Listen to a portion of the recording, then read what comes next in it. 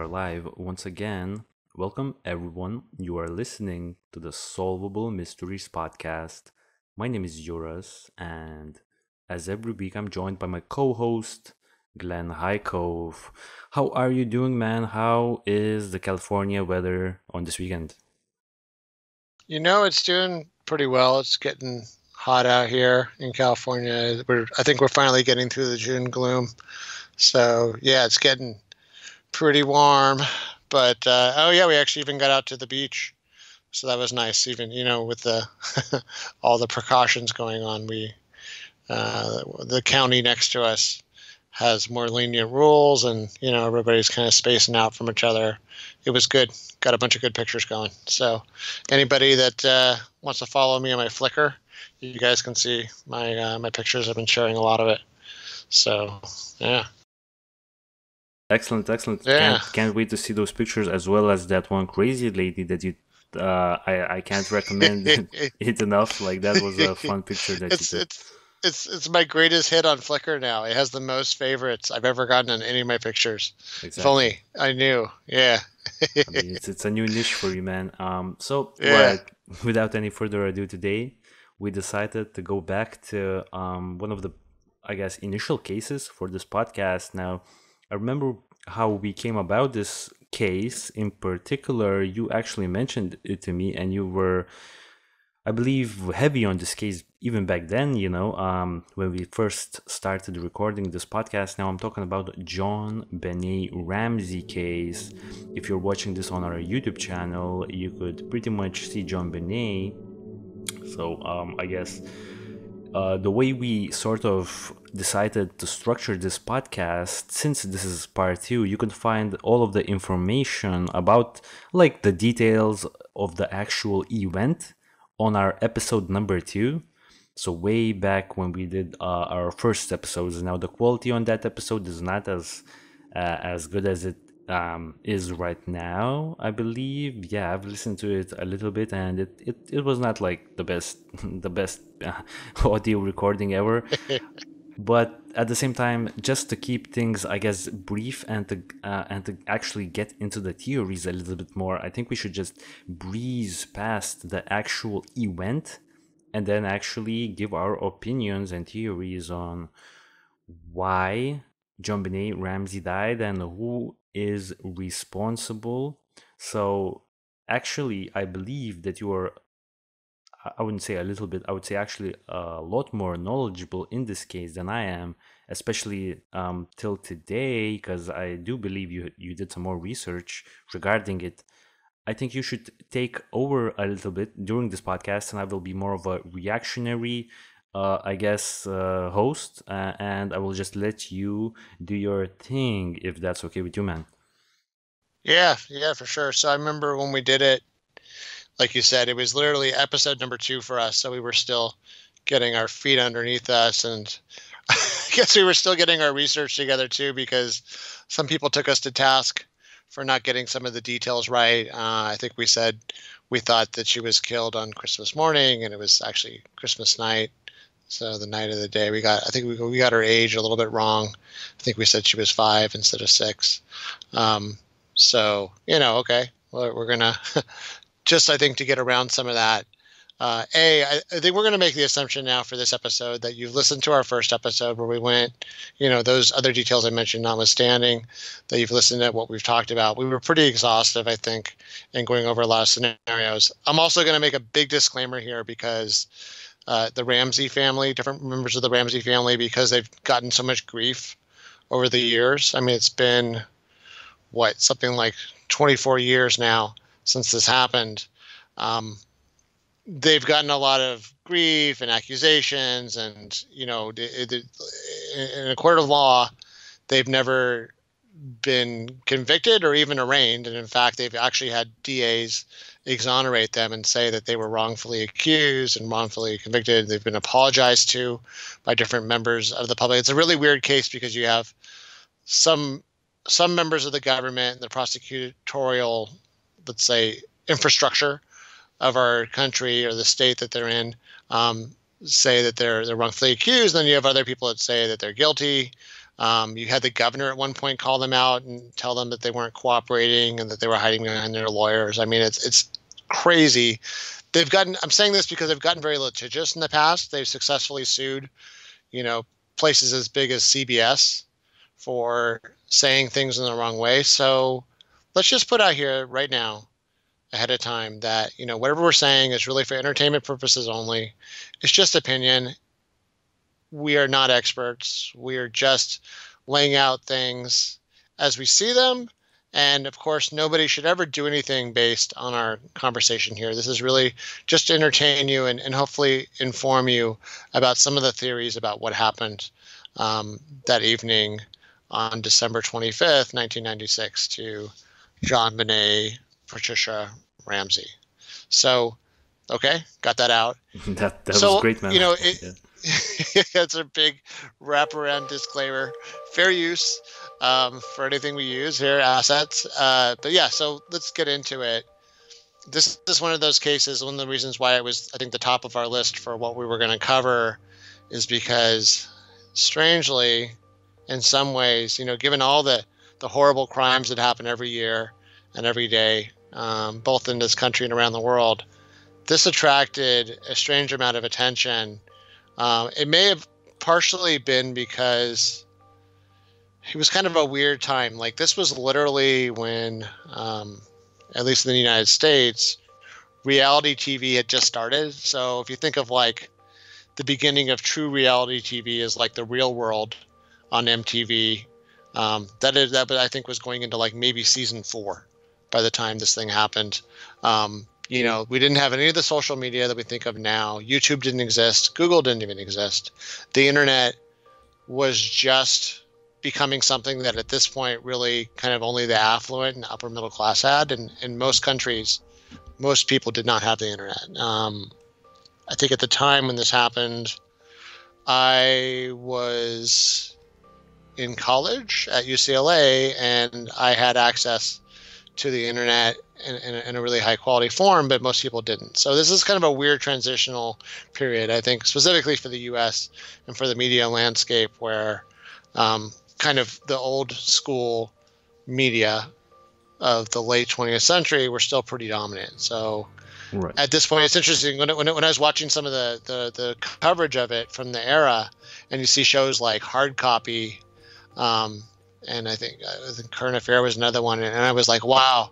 You think some of these tabloid news shows were so ahead of their time, because now like all of the news is like that, and all of the YouTube shows are like these shows that were in the 90s. It's pretty fascinating to see, how our culture is shaped. Okay, right. So the reason why we're talking about this is also because this has been a pretty popular episode for us in terms of topics. Like, we've gotten a lot of people watching this episode. We got a ton of comments. This might have gotten, I don't know, what would you say? Did this get the most comments of any of our videos? Or it's at least in the top 3, right? It's the most, man. I feel like it definitely generated the biggest discussion, especially on our YouTube channel. I feel like all in all, it's like nearly 100 comments for like a second episode of a brand new show where we were, just learning the ropes, and it didn't come out nice. Like, the episode, like, I just go back to it. It just doesn't sound that fantastic,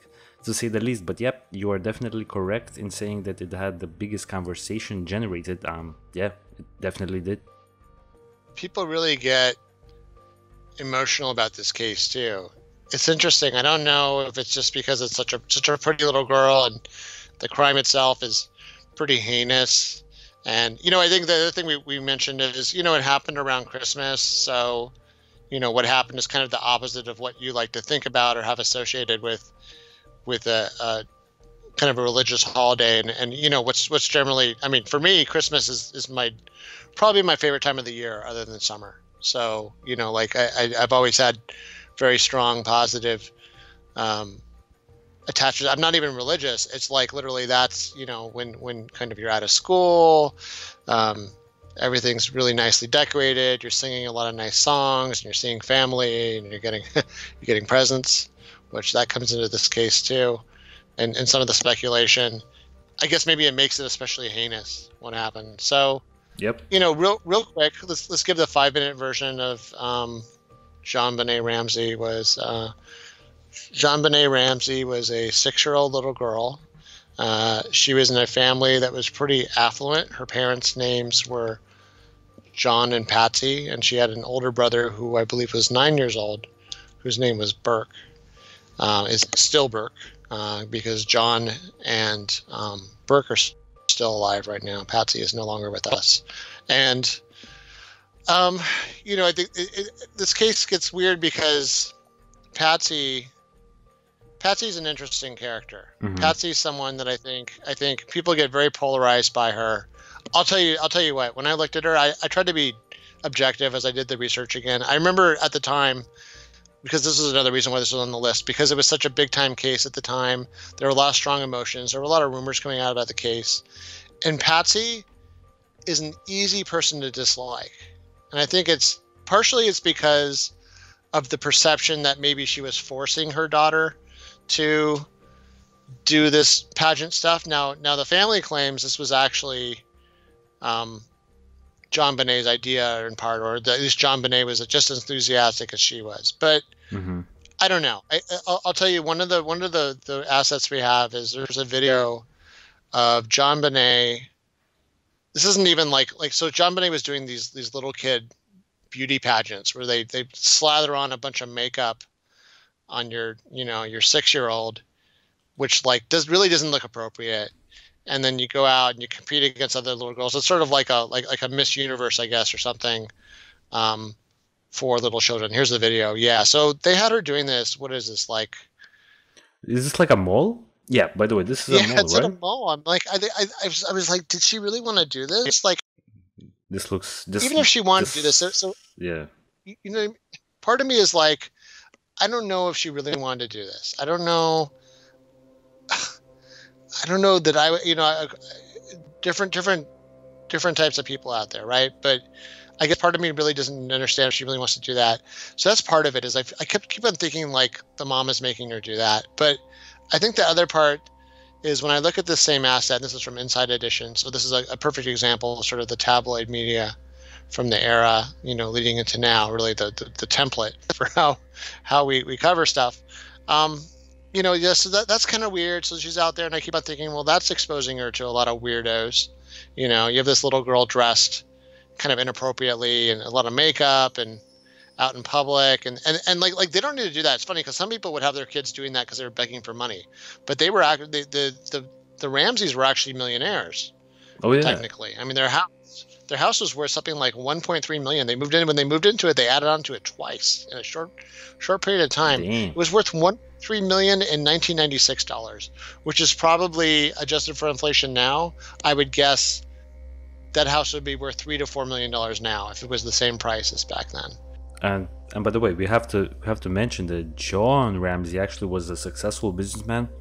He was, I believe, not the owner of what was it like, some visual graphic, something like that, a company, like some sort of a software company. But then again, I know that just prior to the unfortunate things that happened to JonBenet Ramsey, just a few days prior to that, I believe that company reached $1 billion in sales. So $1 billion in 1996 money. So I don't know, that's probably a couple billion now. And and so that's a big time company. So regardless of if you're an owner or if you're a CEO or a higher up, you're definitely getting paid that money, and John was getting paid that money,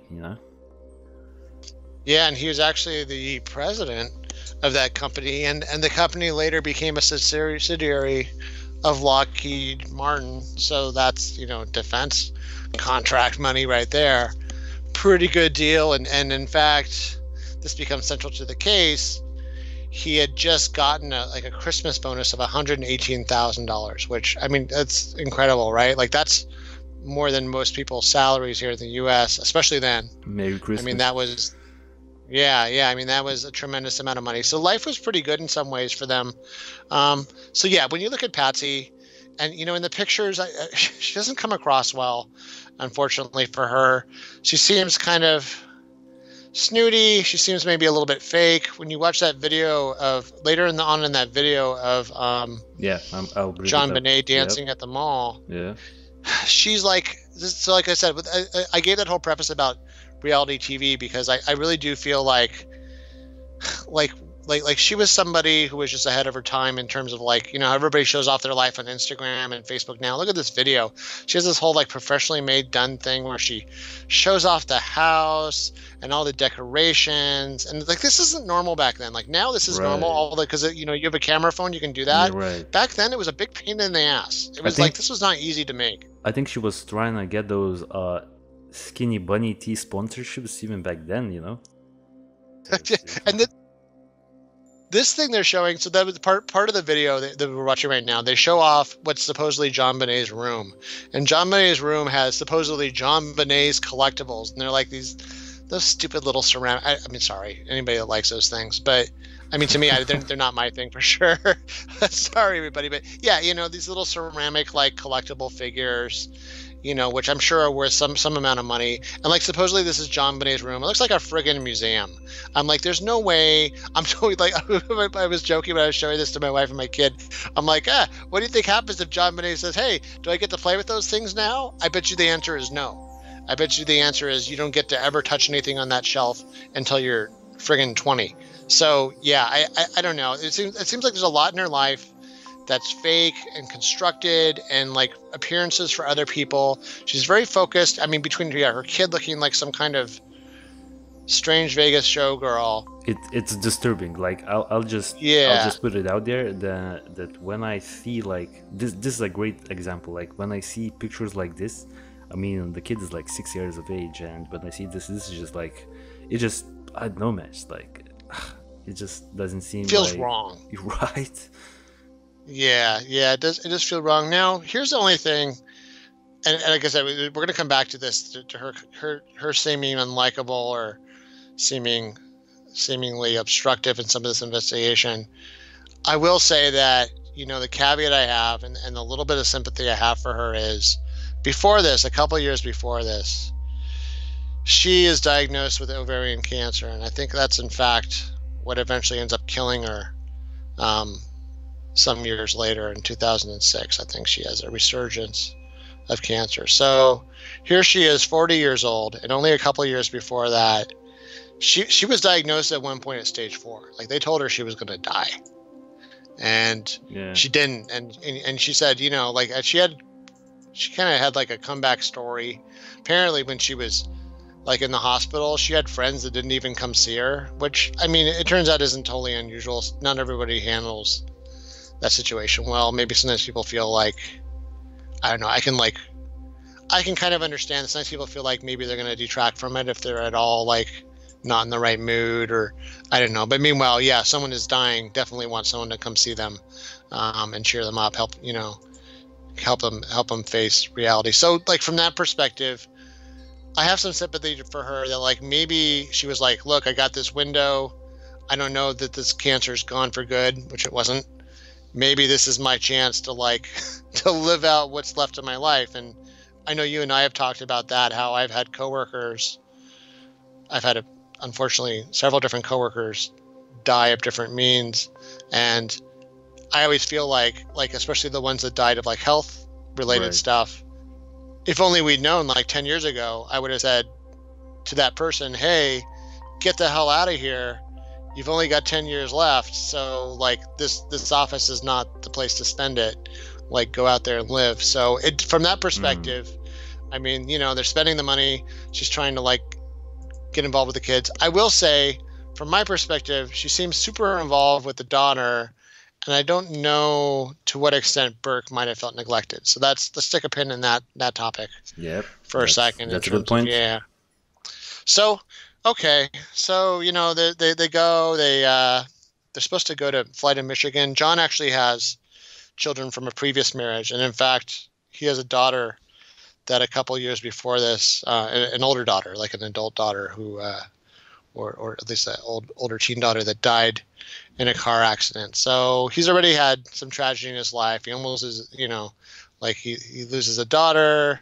from earlier in his life, and then his wife almost dies, and he's got like other children, and he's got families. They're originally from the South, so that might also be part of why Patsy is a little bit different socially in how she's presenting herself, because maybe in theory some of what she's doing is a little bit of that like sort of upper middle class, like Atlanta, which is where they're from, kind of Southern like gregariousness and kind of making people feel welcome, but also expressing yourself. Maybe that doesn't translate as well when you come out west to Colorado. And it doesn't sound like they were as into Colorado. They moved out there for his work, I believe. So, okay. She was.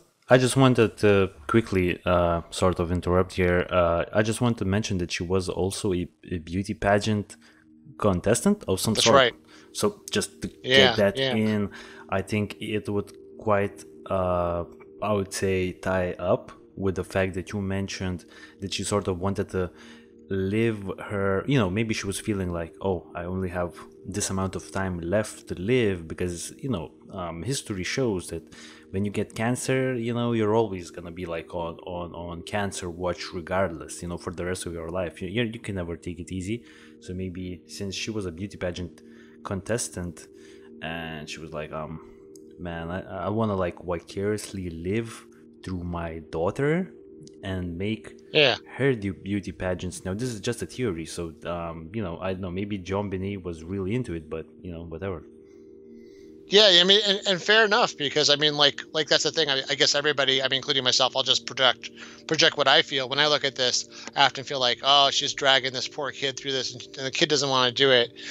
I don't know. The kid doesn't look too miserable. Maybe the kid is just good at doing what mommy wants, and for sure she seems like a super controlling kind of person that has this whole house staged and full of like, I don't know how.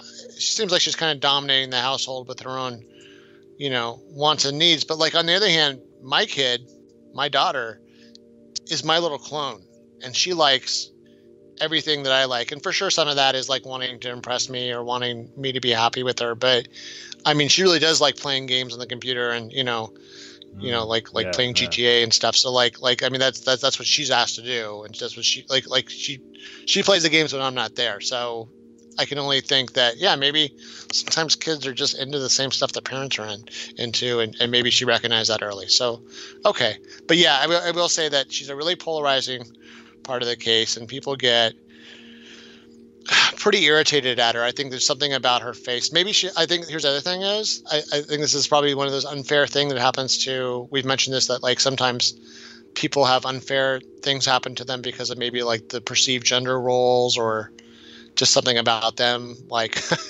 I always think that like some people just think I'm stupid, or like that's why I always end up on juries. It's because I maybe I have like a dumb face. They're like, oh, that dummy, you won't convict anybody. I don't know. I mean, she has kind of a face that like maybe annoys people, like reminds them of like teachers they didn't like, people that were like in charge of them. Whatever it is, almost like the kind of like the Karen meme now, where like sometimes I think people project a lot onto the Karen meme about stuff that happened to them in their past. So like maybe that's kind of, she's sort of like Karen before there were Karens. So okay, so she gets a lot of criticism in this case, and I think a lot of guilt falls on her. So yeah, JonBenet, goes to bed. They'd had a whole day of presents. They'd been over at some friend's house, some friends down the street. They'd had a long day. And in fact, they have an even longer day the next day because they're supposed to get up early and travel. John's supposed to get up at 6:30 that next morning. So he set an alarm for himself and took some melatonin to knock out. So the next thing we have in the official narrative is that Patsy, for whatever reason, and Patsy never changed out of her clothes from this day, which is interesting. It sounds like she was up all night doing stuff. At some point during the night, Patsy starts down the stairs and she starts finding these pieces of paper on the stairs. And these pieces of paper are a ransom note. The note, which we're going to get into, essentially says that the person writing the note it's a really weird letter. It says things like, oh, we represent a small foreign faction, and who says that? First of all, who says small foreign faction? Yeah. Wait. First of all, do you want people to know that you represent a small foreign faction? No. First of all, foreign faction. Would a small foreign faction want to know that they're kidnapping kids? We're not big time. I forget, what was it? So both you and I watched the Dr. Grande version of this because it was good for the research. Yep. And he was like they didn't really understand the psychology of small foreign factions to write that, because nobody says, we're not really big time, but take us seriously. Right, but take us seriously. Yeah, so, we're only a small foreign faction. Yeah, we're only. But we still have your daughter. Yeah, so. The writing is really weird. It's interesting when you look at this note. The note itself is strange, but yeah. Anyway, before we get into the note, she goes and she starts collecting the pages of this note, and the note eventually basically says, "Hey, we've got your kid." She goes to check for her kid. Her kid's gone. She freaks out. She calls 911. She calls. Sounds like everybody she knew. She calls not just 911, she's kind of letting the whole world know that her child's been kidnapped, even though the note says not to. The note says that's like wrong move number one, is to let anybody else know. The note asks for a very specific amount of money that's almost exactly what John's bonus is. And that's one of those flags that goes off for everybody, both directions, for who you think did this crime. It's sort of strange that they asked for this exact amount. It was $118,000, right? Yeah, and it's just in general, I found it weird in this note that now I will quote the note: "You will withdraw $118,000 from your account. Now, $100,000 will be in $100 bills, and the remaining $18,000 in $20 bills. Make sure that you bring an adequate size attaché to the bank." Like, what an adequate? Make sure. Listen, this is gonna be a lot of paper bills. We're a small foreign faction, and we deal with these things every week. Now, the main issue with these kidnappings is that people don't bring a large enough bag. Now, when you go to this bank of yours, definitely make sure the bag is adequate, in size. So just to let you know, because people go in there with like a paper bag, like a grocery bag, and then they find out that it doesn't fit, and that's when we unfortunately have to kill the kids we kidnap. So if you wanna make sure JonBenet is still alive, make sure you bring an adequate size attaché to the bank. Yeah, it's so weird. Let's get into that real quick since we're talking about it. It was interesting because Dr. Grande thought it was weird, like they were trying to give too much advice. I mean, he was giving like a whole thing. He was saying like, "Oh, don't forget you're going to be really tired, so don't forget your good walking shoes." The one thing, I was thinking it was like in Hamlet. In Hamlet, there's this one part where I think it's Polonius is giving his kid like all this advice that like maybe he doesn't need, and he's like, neither a borrower nor a lender be, and like this whole series of things while he's going out the door. Right. That's what it kind of reminded me of. But I guess the one thing I do wonder is going under the theory that it was somebody that had a personal beef with John. And one of the sources I read into, John Douglas's book about the case. He's an FBI agent who is essentially the inspiration behind that series Mindhunter. He worked for the Ramseys, and his pet theory was always that it was an outsider that did it. It was someone that he thought probably knew John Ramsey, had a bone to pick. So from that perspective, maybe it's someone that's like been bossed around by him at the office, and maybe has seen for some reason like a paper on a desk or access to payroll or something, has seen what the exact amount of money is that he's going to get for his Christmas bonus, and that money is between like just the bad experience at work and knowing that number, maybe that's why that person gravitated towards that amount if it was an outsider. So that was the one thing about it. But yeah, I guess looking at this note,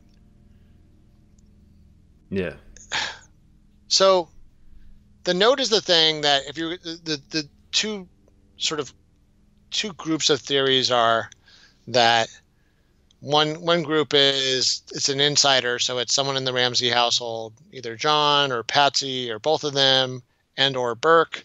And poor Burke has gotten dragged into this a few times, and he's sued people over it. So that's why I'm being real careful about what I say about him. But I guess when you're looking at this, it's interesting. Okay, so two things. One thing is there's a video where they are, I think they're deposing. They're doing a legal deposition between the lawyers, I think with the prosecutor and with her attorney present.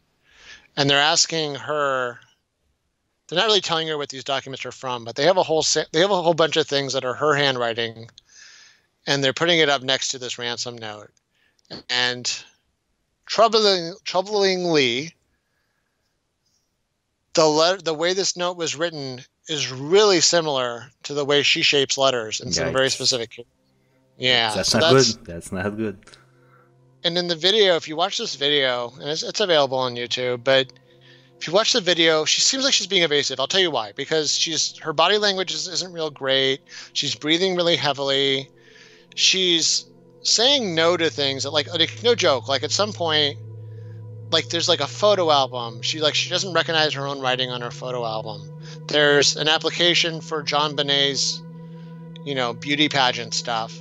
And she doesn't recognize her own handwriting there, which seems really weird to me. And then even like at one point, they have a picture of like boxes in the garage. And they're like, okay, whose handwriting is that? And like I laughed at that because I'm like, the only one in that house who's writing crap on a box and sticking it in the garage is her. I think. I don't know. I mean, if their household's like my household, I don't know that I've ever wrote on a box and stuck stuff in it and stuck it in my garage. Right. I don't know. I know if I would ever do that as well. Yeah. It is. I mean, and seeing how organized and stuff she is, it's like, come on, who else did that, right? I mean, yeah. So to me, she's being very evasive. And when you look at the comparison, now I'm not a handwriting expert. Neither of us is. You listen to John Douglas's version, once again, the FBI agent. He claims that it's kind of a coin toss about whether or not what the experts say. So that there's been a wide spectrum of opinions. I don't know if that's true. I don't know. You look at it and you look at kind of this video and they head to head it, and like certain ways she shapes, certain ways the letter shapes like the A's and the G's and the B's and like a couple other letters, and they are friggin' identical. And when you look at the beginning of the letter, it's interesting because it also almost looks like, because the letter's like 3 pages long, and you look at it and you're like, it almost looks like somebody for the first page was trying to make their handwriting messy on purpose, and then by page 2 or 3 just kind of forgot to do that. Oh, you know what I mean? Like you look at the first page. Yeah, the first page is kind of, it looks a little like scraggly. And I was also trying to look up. I was researching well, what do people do that are trying to fake handwriting or forge handwriting? Because one of the theories, the outsider version of this is, okay, so there's two things. Either she wrote it or she didn't. If she didn't write it, then that means someone else did. And maybe here's the damning part, especially, was that it turns out that this was from her exact pad of paper and using her pen. Yeah, I mean that's also not good, That's not good. Yeah, that's not good. Though you would wonder. So this, like we talked about this earlier, before the show. The theme of this show is going to be. How much it's almost going to be like game theory, and there you go. You have it on the screen right now. You can see these letters.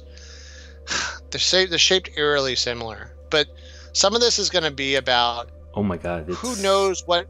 Yeah.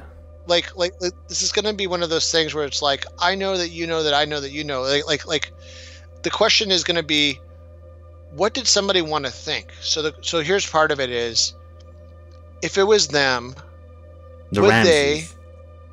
Yeah, the Ramseys. If it was Ramseys, why wouldn't they throw that friggin' pad of paper out as soon as they used it? You know, dump that thing, burn it. Never even thought about it. That's an excellent point, man.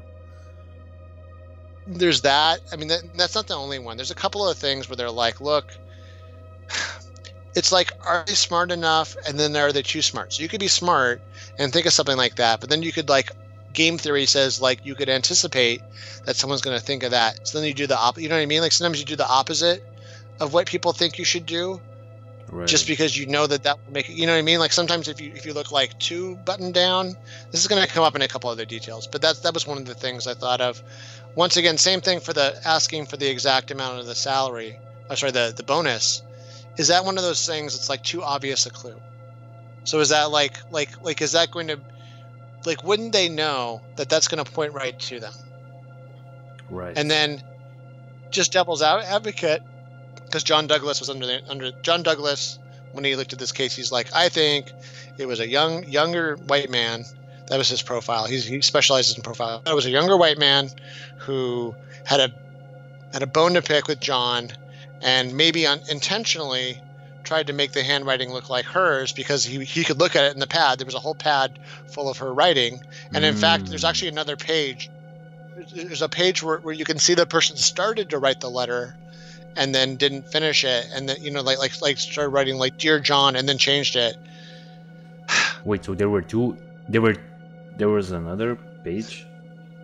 There was like an attempt. So there was another page. Okay. Where the person, yeah, you know what I mean?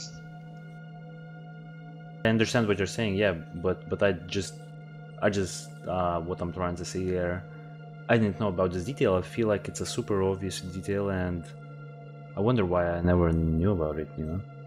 Yeah, it's I don't know if I don't think the wiki calls it out. I had to get it from John Douglas's book, but yeah, he says that in the pad, the same place, like midway through the pad, the same place where these pages were taken out of. Wait, why is this not public knowledge then?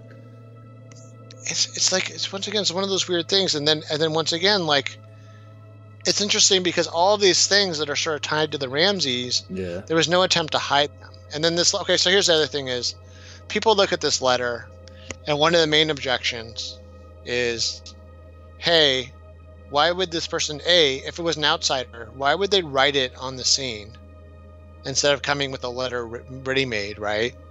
And then, well, B, how would they even... Yeah. And then B? Sorry, man. And then B? Oh, what was I saying? So, well, like B, who would spend this much time? Because people point out, you know, it's three pages long. Mm-hmm. That's pretty long. If you figure if you're doing this, the assumption is somebody would be really scared, and they would be wanting to, you know, kind of get in and out, and not take unnecessary chances. Well, if I could just quickly add my line of thinking, I'm thinking that this is not a rational person, you know. If we would go by the Intruder Theory, I mean, the writing of the note, writing crazy stuff like for a small foreign faction, make sure you are well rested, bring an adequate sized bag to the bank. I feel like this is a person, I mean, if you're gonna write like a small foreign faction, I think you sort of have some sort of an intelligence to even use those, you know, sentences to word it like that, you know. That's something like you know, like really formal. So you would have to have some sort of an intelligence, definitely, but then at the same time you are crazy, you know. You're not a rational person, because this is not a rational kidnapping for money attempt, given the fact that JonBenet Ramsey was later found, you know, at a house, and there was no attempts made to get the money. So, you know, what the hell, man? Yeah. So that's the big problem. I guess my version of that same objection is, I mean, we're kind of making assumptions for somebody who may not be sane, especially if they're doing things like this. And, you know, who knows? So here's the thing. So, like, psychopaths, which are, you know, a class of people that have not been unknown to do violent crimes like this, have a depressed sense of fear and self-preservation. And this is actually why a higher percentage than normal special forces have Yeah. psychopathic tendencies because they're less afraid for their own lives, and they're able to stay extremely calm in some cases in things that would make other people extremely nervous, even though the person does seem a little nervous or jittery in that first part of the letter, unless they're just intentionally trying to kind of crap up their writing to make it harder to trace later. But yeah, so that was one theory. Also, I think we mentioned this before in the Golden State Killer.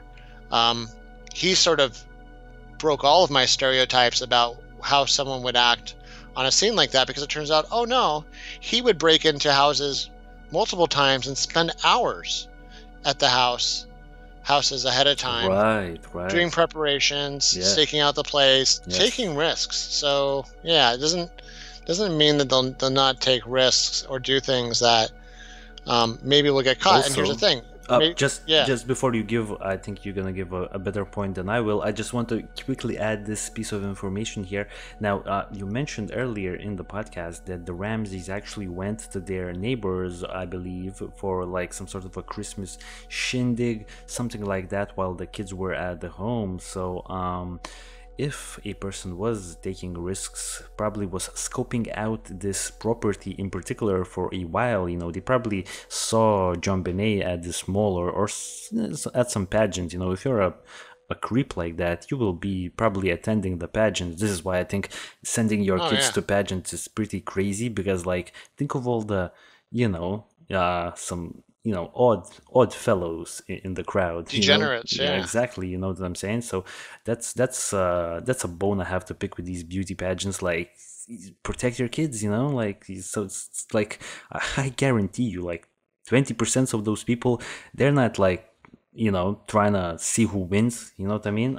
So that's just my just my end of the thinking. Now I'm thinking, since they went to the neighbor's apartment, couldn't this man or woman or whoever did it, if it was an intruder, couldn't they, maybe it was multiple people, who knows, just enter the house, hide somewhere, now scope out everything, see how they're gonna, stage like the scene, plan everything, wait until the Ramseys go back home, they check on the kids, everything's all right, they go to bed, and then they do it. Now, obviously, there's a whole bunch of holes in this. How would you, first of all, this house like looks really boxy, you know what I mean? Like, what I'm trying to say is, here, there's a lot of stuff in this house. Now we are watching a footage from the JonBenet Ramsey, the Ramsey's residence.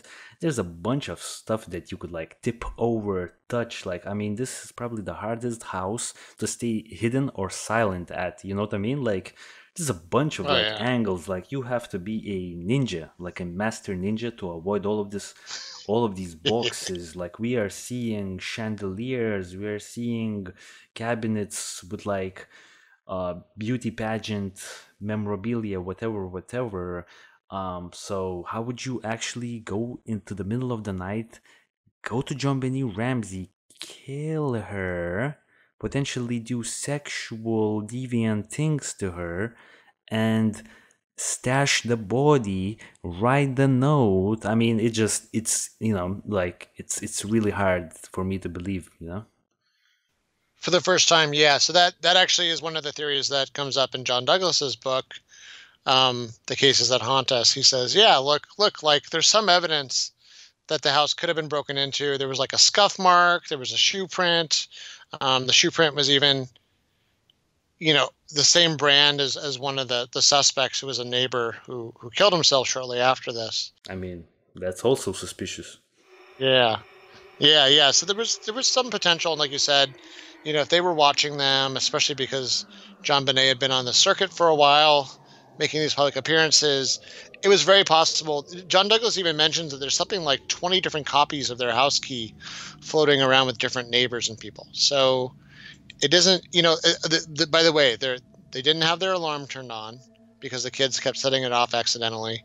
This was before pretty much anybody had security cameras. Like, there weren't internet cameras or anything like that. Like you were talking videotape back then, and unless you were like, someone super rich, you weren't going to have that kind of surveillance. So it seems like they were kind of trusting. I mean, I think one of our commenters noted there'd only been like 2 homicides in the whole city for like the previous year or so.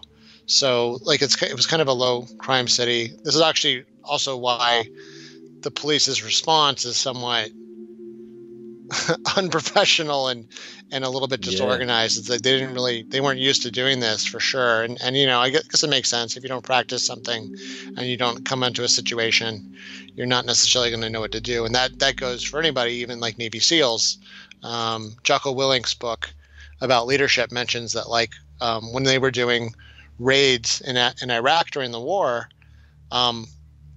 they kind of didn't do things right the first few times. They actually had to have like the military lawyers come to them and say, hey, look, you need to get more organized and start bagging evidence and labeling where you found stuff, because we can't actually like try these prisoners for war crimes and things like that unless you can actually show us like where this and that and everything, and plus military intelligence, etc. Yeah, that makes sense. You know what I mean? Even Navy SEALs have to learn things they don't know how to do. So okay, it's not all like shooting and running, right? Yeah. Plus, let's put it this way: the other thing is breaking into a house ahead of time might be part of the fun for someone that's like deviant like this and is planning something like that. Maybe that's part of the excitement. That's part of like, it's not unknown for people to stake out something ahead of time and to be prepared. So yeah, the person very well could have written it ahead of time, using that pad of paper and had it prepared. They also could have decided that they would make it that much worse for the Ramseys to use it, to do it. Maybe they had something ready and they went, oh, hey, here's this note. I have like 3 hours to kill because they're over at what's-her-name's house. Let's go write out this thing. And, this is just going to make it all the more weirder for them as I make their life miserable. And who knows, I think that would also explain why there's a ransom note, but then she ends up killed and on the scene. I just want to quickly stop it here. I believe we are looking at JonBenet's room. No, maybe this is not her room, because I see like 2 small beds in one room, so I'm not sure was this JonBenet's room. I mean, but then again, the house is really cluttered. Maybe it's cluttered after the fact. Maybe it wasn't that cluttered, during the whole event. I mean, I remember that video, that Instagram post from like the 90s that Patsy was trying to do. Things were like really scheduled. Organized, like really well. And now all of a sudden we are seeing a house like, like everything's on the floor. I think this is like probably just what happens after them searching. Yeah, shaking down the house looking for her. So okay, so then let's get on to some of the other aspects of the case. I think I guess my last question to you would be, given everything we've seen, given kind of the similarities of Patsy's writing, if you just look at the letter, and let's just stereotype the letter for a second, does it look like a man or a woman wrote it to you? Let's look at the letter once more.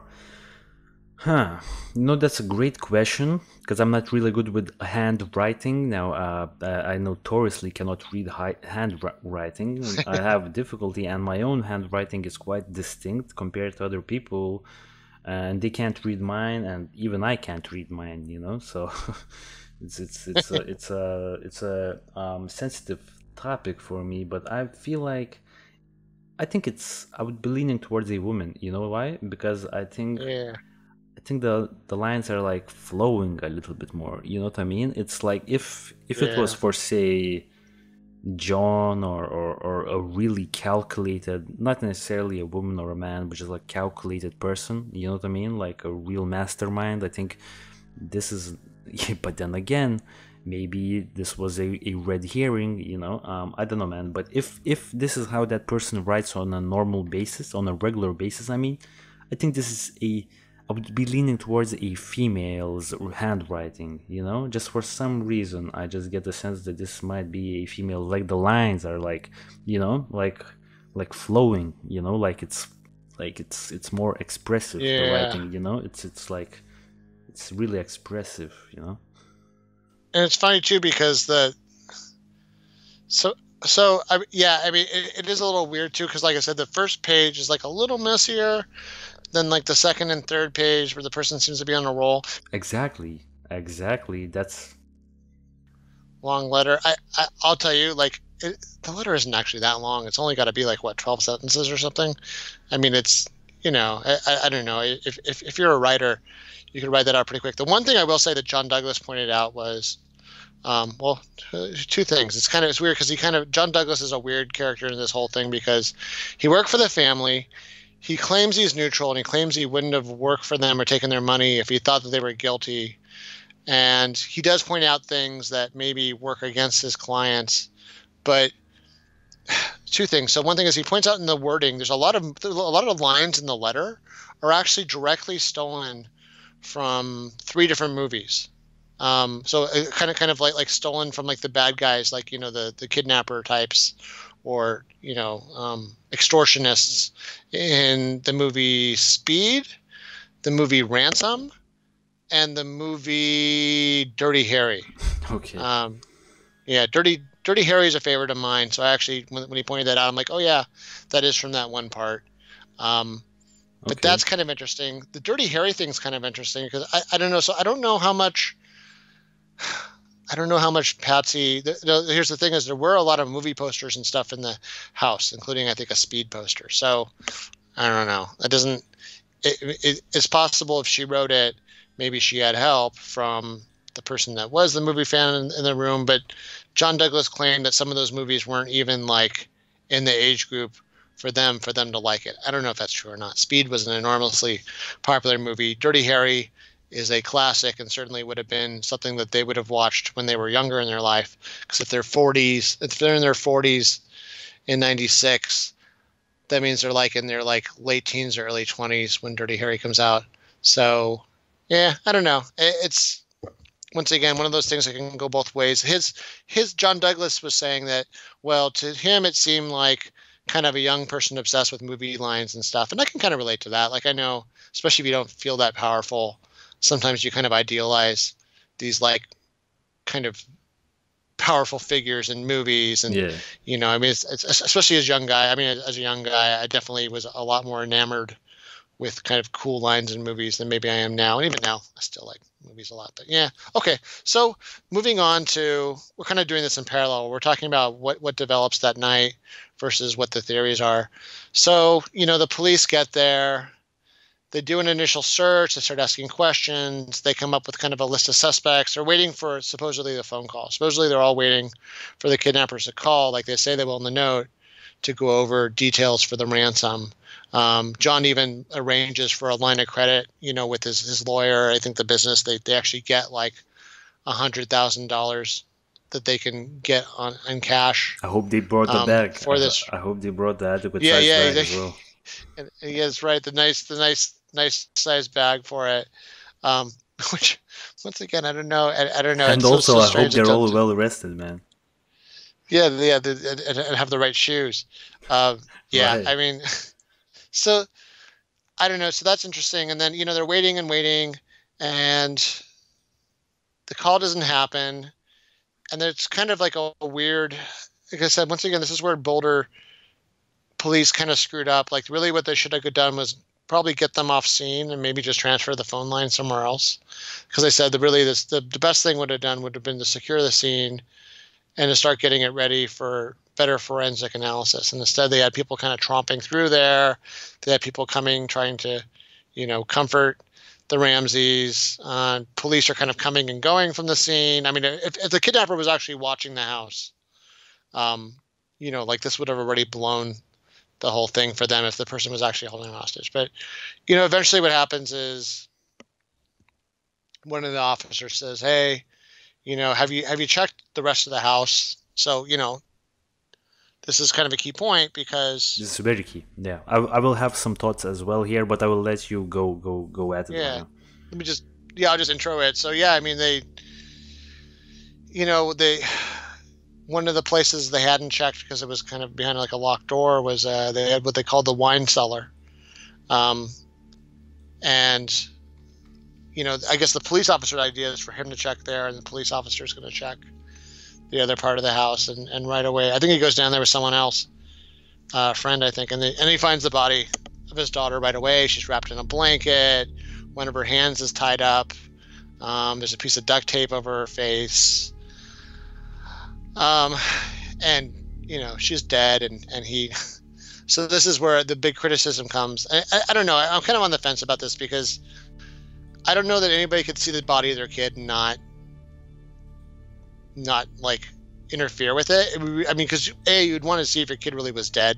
I mean, here they're thinking their kid's been kidnapped, and instead they see something, and it's like, of course, as soon as you even touch the child to see if the child's dead or not, you're contaminating the scene. But how would you know what I mean? What if the child was clinging to life? Like exactly. You know what I mean?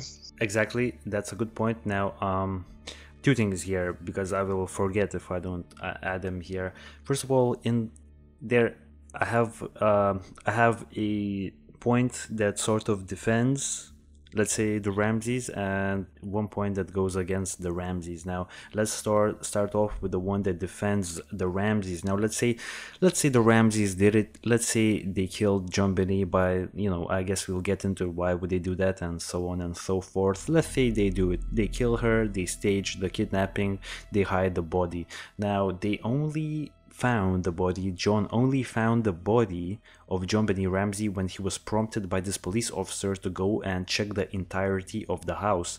Now that sort of speaks to me that maybe John actually didn't know what was it. Also, I'm like fighting big ass spiders right now in my room, so oh my god. Okay. So maybe this speaks to the fact that JonBenet, that they did not do it, because how would they know? The spider is really crazy. How would they know that? Why wouldn't John go back there and like a few hours later call the police? I found JonBenet Ramsey. Why would he be like? Why would he only find it when the police officer prompted him to check the entirety of the house? You know what I mean? Like that sort of sequence of events leads me to believe a little bit that maybe, the family didn't actually do it. I hope I made sense, because I'm like fighting these battles now with like spiders at my house. But then again, when you just mentioned the fact that it would be hard for a parent to not, just not like go straight to your child, like hold your child, and you don't thinking about contaminating the scene. Now, John Ramsey, he was a successful businessman with a really high intelligence, with a really high knowledge of how life works in general. He pretty much had mastered the life, When you set up that situation, you're a master of life. So, would this person be so irrational and just contaminate the scene? She's been laying there for hours, regardless if she's still dead or alive. Can't you just not hold her and bring her to everyone? Wouldn't you just rush to the police and say, I found her? Why would you have to go pick her up and bring her to everyone? Why would you have to do that? That does not make sense. So that's like the real question is it a case of somebody doing the natural thing, or is it someone, or is it someone that was patient enough to wait for the cops to do that? It's just like did he get tired of? It's really questionable about like what, because like you said, someone really intelligent could say, hey, I'll wait for them to find the body, and then maybe they rush it later when they get tired of waiting for the cops to fumble around and realize the cops were going to be so incompetent. This has always been the core question is, if someone was going to write that ransom note, why would they kill her? Why would they go through this? Unless, of course, they were looking just to inflict extra pain on them before they find out the truth, which that's plausible. Now, here's the thing I think I should get into is I think this really, I think, narrows down some of the accusations and some of the theories that people have. So, okay, real quick, let's get into the autopsy. That when they did the autopsy, they found a couple different things. I'm just going to race through them. So one was they found that she was strangled with what's called a garrote or garrote. Now that was something I didn't really know what it was. I think I feel like until I was like a teenager or something. It's a way of strangling somebody where you take a rope, you tie it in a loop, you stick a stick through it, and you twist it around. You know, like whenever you see a movie and you see somebody get strangled, yes, either someone's just pulling a rope against their neck, or they're pulling the rope kind of like crossways. You know what I mean? You know what I'm talking about? Right. But like you never see somebody use an actual garrote, which is actually garrote like, was traditionally used for executions, right? Back in the day. Yeah, for executions. Yeah. I mean, for formal executions back in the kind of the medieval days and even later, it's a good way of like, if you had to find like a measured and like scientific way of strangling somebody where you could like, you know, turn it a little more, and not have to use your arm strength. That's what a garrote would do. But I feel like it also requires some kind of sophisticated knowledge of how to strangle somebody. So here's what they found in the autopsy is a lot of people looked at it. The autopsy found that she was both strangled and she had a massive skull fracture. Though interestingly, her head didn't seem to have any abrasions at the point of the fracture. If that makes sense. So it didn't look like it would, you know, like her hair didn't really seem disturbed there. Like her skull is fractured.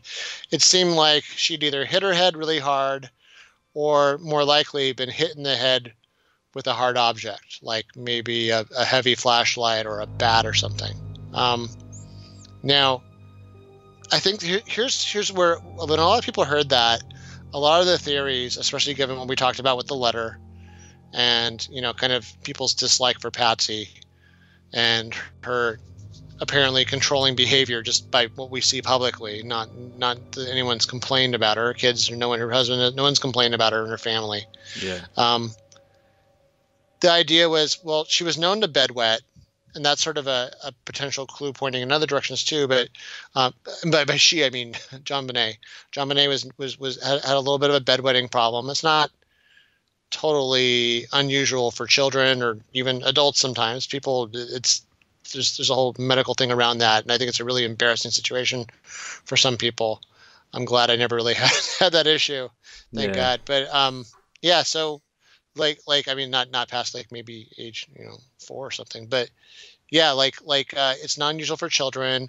And the theory was either JonBenet at the end of this really long hard day either gave her a hard time about the dress she was supposed to wear tomorrow, and they're getting ready for this trip. They just had an exhausting Christmas day. I mean, they've had like a super busy Christmas day.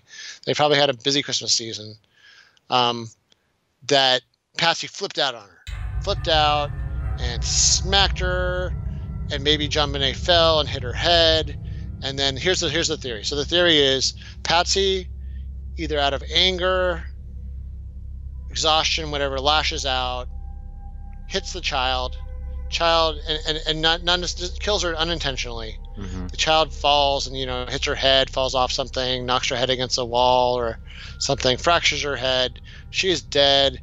Oh my God! And then the theory would be that either she by herself or she and John get together and frame up this whole situation to make it look like, and this is like the theory I get from a lot of like other people I asked with some variation of this, that either she did this, and here's the thing. Okay, so they look at those injuries, and then the other thing that I haven't mentioned yet is JonBenet has signs that, at least very recently, no idea if this is happening repeatedly, but at least recently there's signs that her vagina has been tampered with. Let's say that there's someone's inserted their finger into her vagina, and that, so essentially a sexual assault. Yeah. And so the theory about Patsy is accidentally killing JonBenet and then framing it up is that Patsy does this because she's so appearance oriented. She doesn't want to make it look like she killed her own kid. Much better to like kind of frame up this whole kidnapping thing. And then under this theory, she and or her husband would have had to then essentially strangle their child's dead body and molest it. And that's, I don't know, that's you know what I mean? That's pretty like, dark. That's dark, man. That's crazy. that seems a lot worse than just calling the police and telling them like what really happened. But That's but who knows? crazy. That's you know what it is. I don't think John would sign up on that. I personally just don't see John signing up on that. Like John was like. So that Yo. yeah. I could sort of like Patsy maybe, you know what I mean? But like John was like, I don't know, man. It just doesn't seem like someone like John would do it, That's crazy. And then again, if you're leaning towards Burke, because there are some speculation that Burke, out of jealousy, out of whatever, just being a little kid, just hit JonBenet Ramsey. Now, I got a good question, piece of information on Instagram when I posted that we're gonna be doing this case today. Some people speculated, and in great detail actually, that Burke Ramsey would be too weak to cause a vital blow. Like in one hit, he would be too weak. Yeah, even my kid asked that. She's like, "Look, was he even strong enough to do any of that stuff?" And I think, yeah, I mean, under normal circumstances, the only caveat I would say, I'm about to drop a little piece of, I believe this is evidence from the autopsy, but that's going to kind of blow this wide open and kind of dispel a lot of this. But before this extra little fact, yeah, I guess the one thing I would say is a bat or a heavy blunt object. The one thing that makes a bat so powerful, a long time ago there was a National Geographic show about martial arts where they took one of those like pads that measures how hard you hit it, and they had a professional taekwondo person kick it. They had a black belt taekwondo person, like a professional who's done fights, kick this pad as hard as they could, and they measured it. And then they took just a normal person with a baseball bat and had them hit it. And a normal, just, average strength person with a baseball bat did as much damage just hitting it normally, not even that hard, as a professional, like taekwondo or kickboxer kicking a pad. So you do get a lot. It's just like a golf club. Golf club does a lot of damage because of the leverage. So that's the one thing. Here's the thing. Here's the problem. The problem with all these theories, the problem I think that blows the head injury first thing out of the water is when they look at the kind of damage done to the brain, the way the brain was bleeding because of this skull fracture, they are reasonably sure that by the time her head injury happened, her heart had either stopped beating or had almost stopped beating because of the strangulation. So from that perspective, it sounds like the strangulation came first and the head injury came afterwards. So from that perspective, it doesn't make sense. You know what I mean? Like, why would Patsy be strangling JonBenet under any circumstances? I also don't see Burke. I don't see Burke as a 9-year-old and even understanding what a garrote is. No, man. Does that make sense? I mean, that would have. It's not even questionable. Be a pretty deviant kid. No, man. I don't know, man. I don't think it doesn't seem like Burke, man. Nah, yeah. I mean, especially when you see him later. By the way, in the interview, doesn't he kind of look like Elijah Wood? Yeah. I was like, what's Frodo doing there? Anyway, yeah. I don't see any like 8-year-olds that would know about that, especially back then. I mean, now everything's so violent, media's so violent. There's all these like awful TV shows out there, but like back then, there was a lot less of that kind of stuff out there. I mean, back then, like Pulp Fiction was as edgy as it got. So, okay. So yeah, and they definitely don't seem like the kind of family that like he would be allowed to watch stuff like that anyway. So yes, but then again, why would you strangle someone then do the head injury? That doesn't really make sense, because the head injury is sort of like I read the strength, like the head injury. Yeah, but like no, why would you do that? Why would you? If you're just there to kill JonBenet Ramsey and then get the hell out of the house, just strangle her and get the hell out of the house. Now, the person that allegedly did, go into the house and did kill JonBenet Ramsey, he did wrote those notes, so he was like he was pretty much like taking his time.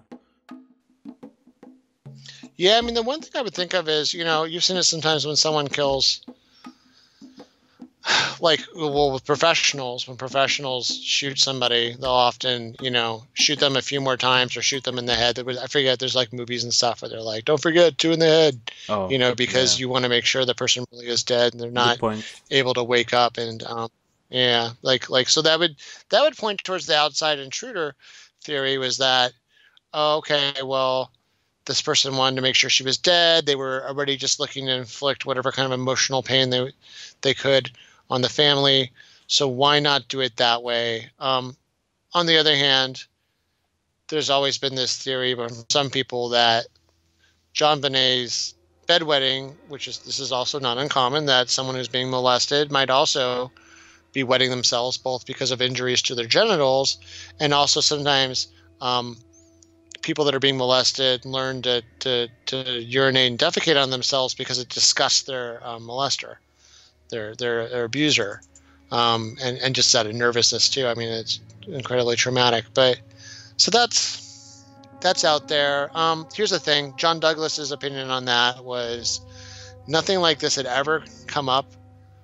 Like, you would think if there was ever a time for that to come out from his other children or anyone else that ever had anything to do with him, and this is pretty late in his life at this point, it's not something that normally, from John Douglas's opinion, he'd studied all these kind of deviant people, it's not something that suddenly comes up. Like, someone doesn't suddenly, especially at that age, start molesting children. Now, I will say there's an exception to this. There was a book I read about the brain in criminals and what kinds of brains make people do crimes.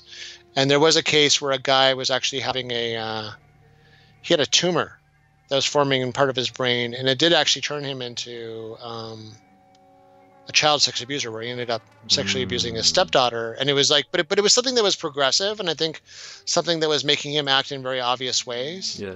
And he wasn't being very, let's just put it this way. He was showing signs increasingly that something like this was going to happen. Okay. And I don't know.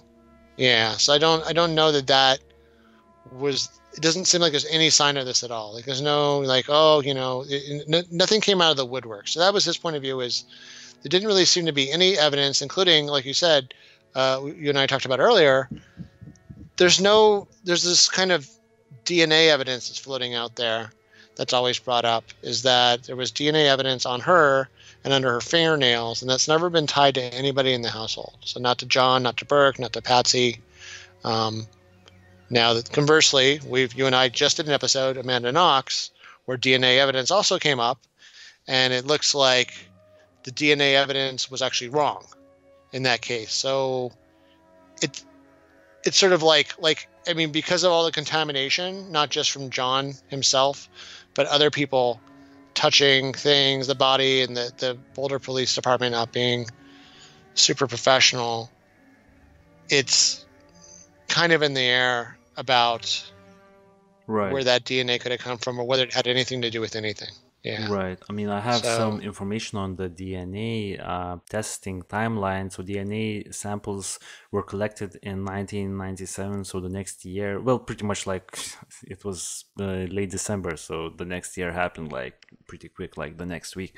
So all the original samples of DNA collected from family and close friends were collected in early 1997, starting in mid-January. So around a few weeks after JonBenet was founded.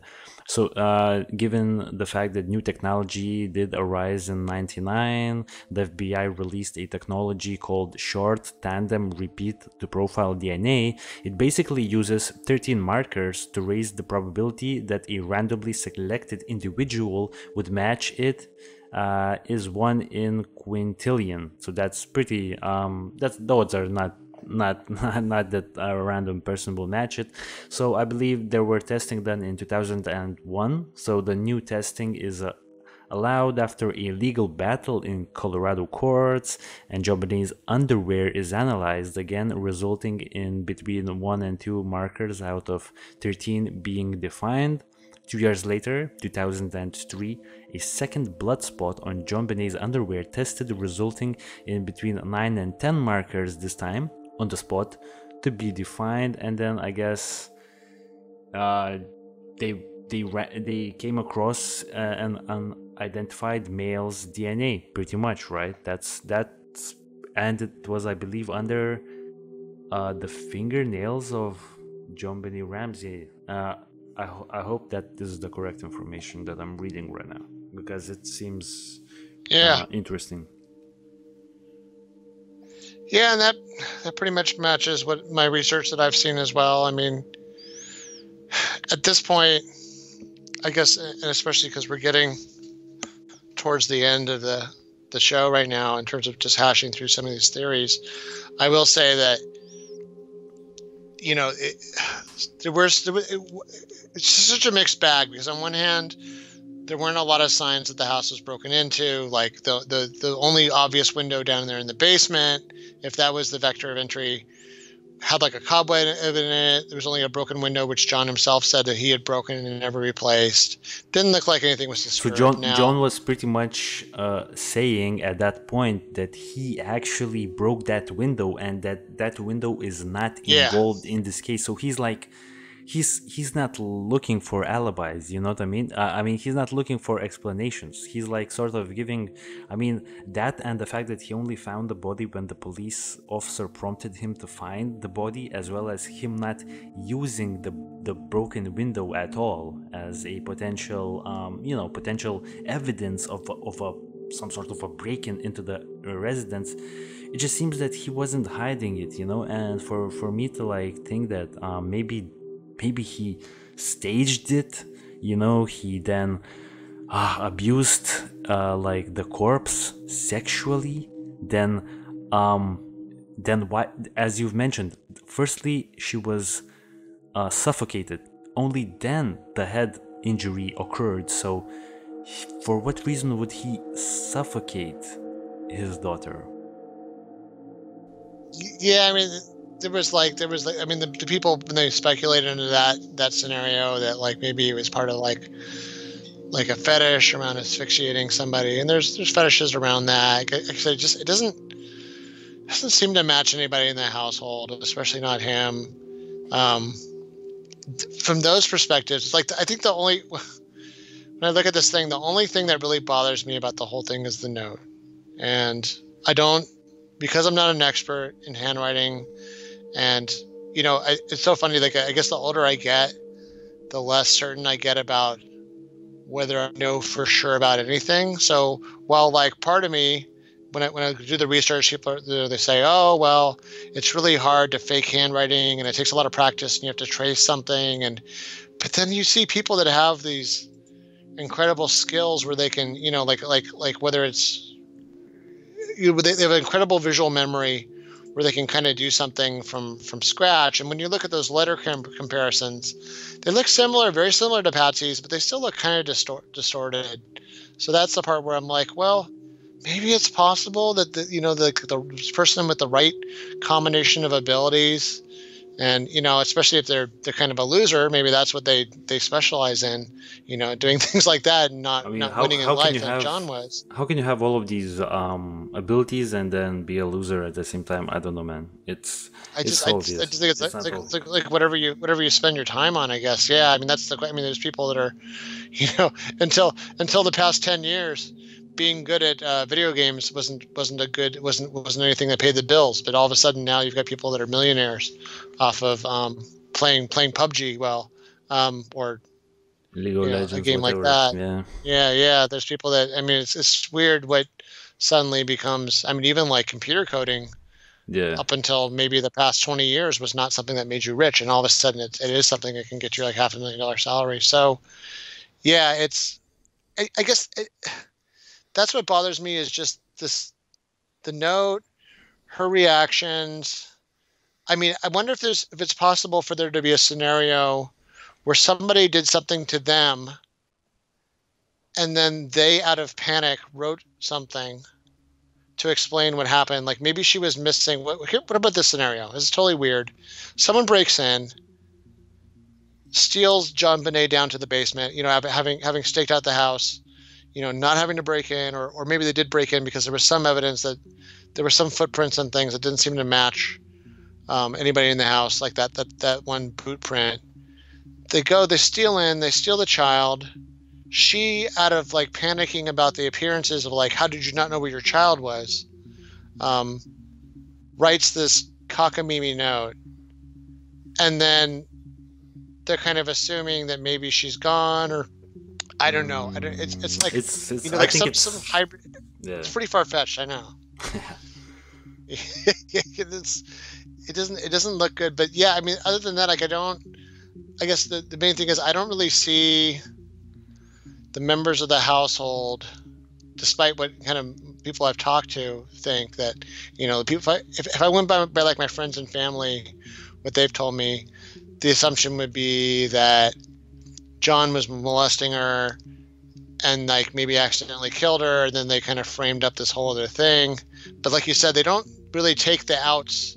They don't really do the things that would attempt to deflect blame from themselves when you think they would. In fact, they even kind of start to be suspicious of the people around them, even the people whose house they went to that night. They're like, well, who else knew about your bonus? All these things that it's like either you're playing like really the long game where you're like thinking about what the other person's thinking that you're thinking that they're thinking, you know what I mean? Like that kind of looped thinking where you're going really deep and deceptive, which like they're smart enough, but it's just, I guess if it wasn't for that note, I wouldn't feel very good about it. I guess the other thing to think about as we get into the final minutes of this is like at this point, so Patsy, dies of cancer, I think in 2006. So she loses that battle. She was definitely trying to live out what she could. John, I think, remarries. Burke has grown up and done interviews since then. They've all been plagued for the rest of their lives with this case over their heads and media attention. And like you and I are talking about it still and going through the stuff and bringing their names up again. Is there an argument to be made that like no matter what happened at this point, they've all sort of paid the price? I mean, I don't know. Like let's suppose tomorrow they find some kind of clue that if it was someone in the house, if it's someone outside the house, for sure they need to be punished. If it's somebody that they can still drag out, someone who isn't in a grave as well, like that one neighbor that came under suspicion.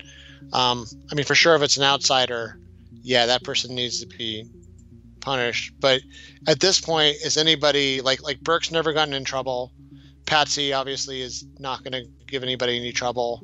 John presumably has never been in trouble before or since.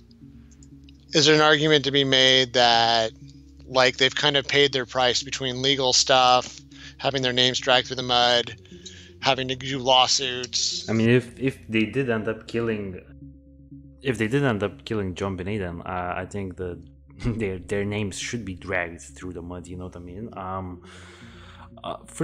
Firstly, I don't know, man. I still think they should get convicted regardless. I mean, I don't think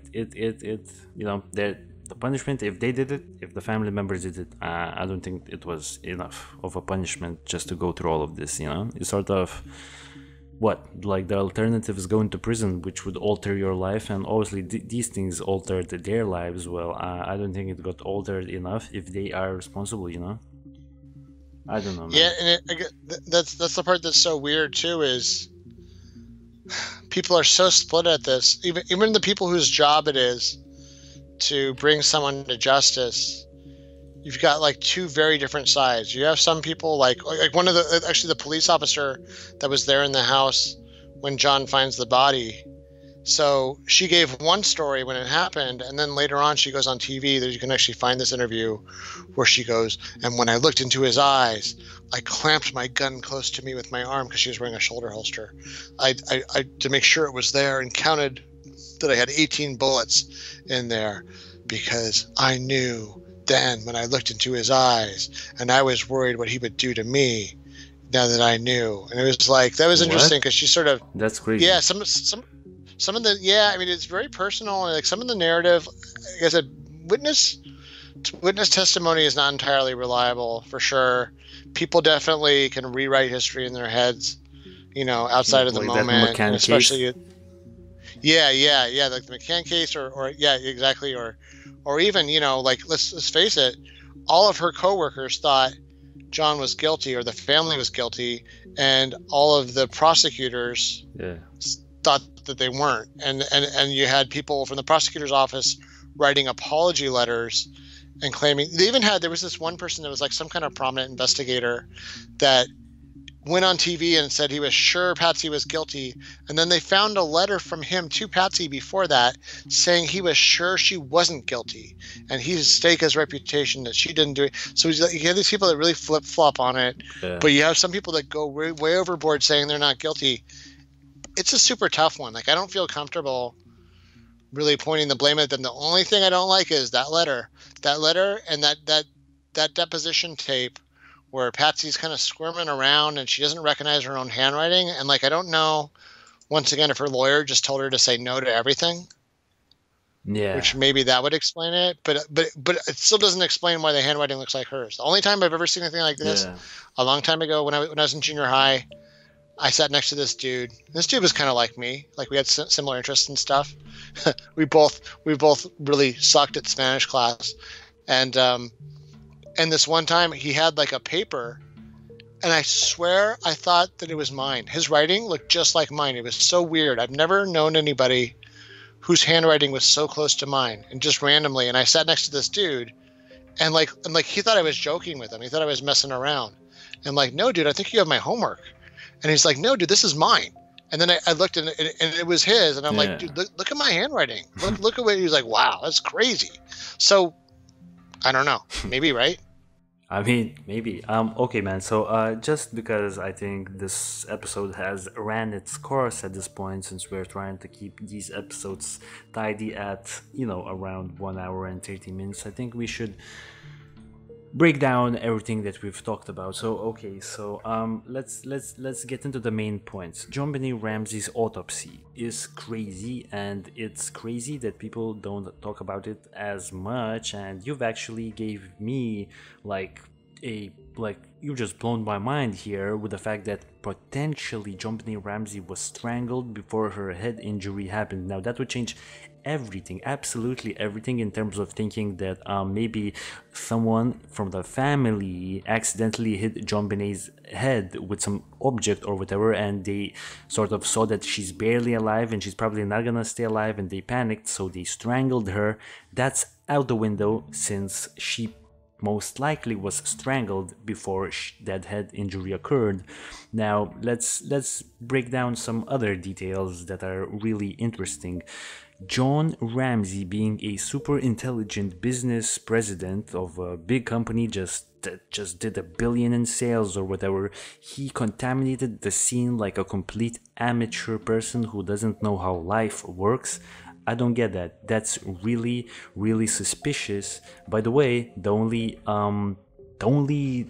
things that were found on the note that we've talked about, the only DNA that was found on the notes was from Patsy Ramsey, right? So I don't know, man. It's your handwriting and it's your DNA. So I don't know, man. I don't see how you connect this to someone else. I definitely believe that the letter was written by Patsy Ramsey. I'm just gonna put it out there. I mean, it's your DNA, it's your handwriting.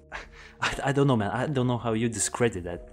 Also, if she wrote the letter, but then John Ramsey contaminated the scene immediately, him being a super intelligent guy, why would he do that? I don't know. He did contaminate the scene. That would lead me towards the family member theory. However, the autopsy report sort of states that she was strangled. Now, why would they strangle her with a garrote and then hit the head? What would be the main reason for doing that during the middle of the night, New Year's times? Man, I'm thinking. I don't have the answers, man. I do not have the answers right now. Yeah, I mean, the case is really an enigma, and I don't feel good about any single explanation. I do still wonder, like I said, because some part of her showing off her house so much, I guess it's I don't feel good about it. Like, it's definitely not to my taste to do it like that, the way she was showing off everything. I mean, it's sort of tasteless. So part of me wonders if someone like that's that concerned about that stuff would be that concerned about maybe hiding things for appearance's sake. So that's the only thing that really sticks in my mind is maybe there's a hybrid where something happened and they felt like it looked bad, and then they, in the moment, did something really stupid that they then regretted as, something else came out of that. But yeah, it's just freaking baffling to me, the whole thing. So I think that's pretty kind much of a wrap right? for that once again. But yeah, looking forward to user comments and listener comments on this. To see, I think we're gonna once again see a bunch of very impassioned responses from folks as they let us know what we might have missed. Right. I mean, what I'm gonna say here is that I sort of get a sense that a lot of people are really hooked on the intruder theory. So guys, if we missed key details that would lead towards the intruder theory, because listen, I've read the special Wikipedia created for this case. There's over 60 suspects. I don't know, man. If we didn't look into every single one of those 60 plus suspects. If we missed something, please, guys, leave it in the comments, because there's a bunch of passionate people who strongly believe that an intruder did it. Now I'm wondering, is that because you have some details that we do not know of, or is it because some of you people actually believe or cannot fathom that such a beautiful little girl, whatever, was killed by her own parents and it was staged, and you cannot swallow it? It's too much for you? It's either that, or you have some details that we've missed, and I really want to see those details. So guys, if your opinions and our opinions don't match, please don't take it personally. If we get some interest and some good extra details, we will do a part 3 definitely, looking at the specific intruders or whatever. So guys, please leave your comments down below. If you enjoyed this episode, please subscribe to our YouTube channel. Catch us on the podcast apps. I believe as of this recording, we already have 13 episodes on our podcast apps. You could go and find those wherever you listen to podcasts and rewatch our first episodes. Actually, the second episode, the JonBenet Ramsey part 1, is already on the podcast apps. You could go and grab that right there while you do your driving, your daily commuting, whatever you're doing, making food, whatever, going to the gym. You could listen to that, see what we've talked about then, see what we talked about now, and definitely leave your responses in the comments sections. And for now, guys, stay safe and peace out. Catch us on the next episode.